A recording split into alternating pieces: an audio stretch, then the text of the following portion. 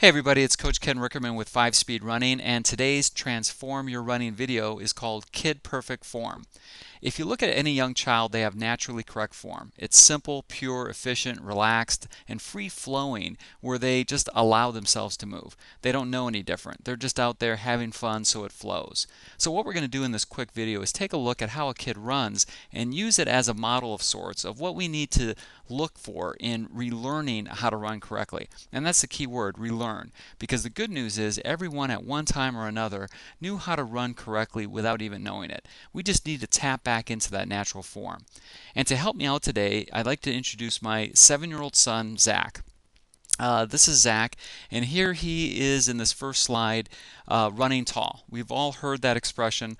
So what does it mean? Simply put, it's just running with your head, shoulders, and lower back all aligned in a straight, upright position. You're not bent over at the waist, slumping, or sitting back, which is what causes you not to be tall.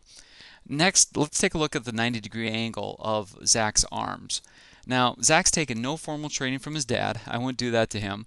But like all kids, he has his arms in exactly a 90-degree angle. Pretty amazing. So here we see where relaxation really helps during fly time. See how the angle of the body hasn't changed. It's still upright, and Zach is intuitively and freely allowing his body to catch up with his lower body while in midair.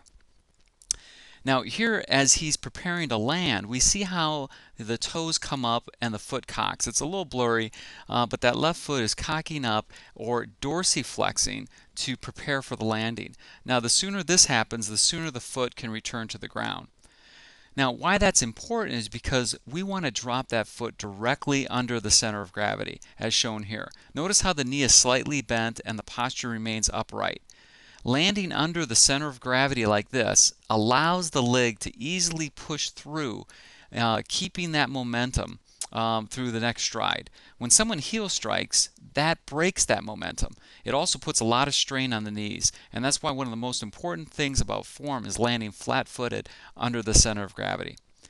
Here, let's take a look at the upper body for a moment. You see how the arms are swinging from the sockets, kind of like your old G.I. Joes and Barbie dolls. The torso and upper body or upper back stay straight, and you just swing the arms. Now here we see the toe off in the back. It's the final little push off after an extended leg. Worth mentioning again, here is that landing under the center of gravity.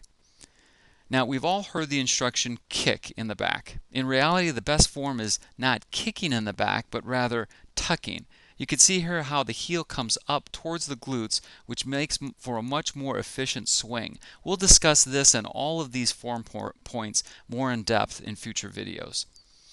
Wrapping up here, we see how when the elbows drive back, the knee drives forward. So here's another example of Newton's laws for runners. For every action, there is an opposite and equal reaction. Lastly, take a look at how Zach naturally opens up his right hip so that his leg can get a full extension. This is vital to maximize the stride length. So that's it. Kid perfect form. So the next time you're at the park, take a look at a kid around Zach's age 7. They will be, or they could be, the perfect model of form for you. This is Coach Rickerman, and I'll see you in the next video.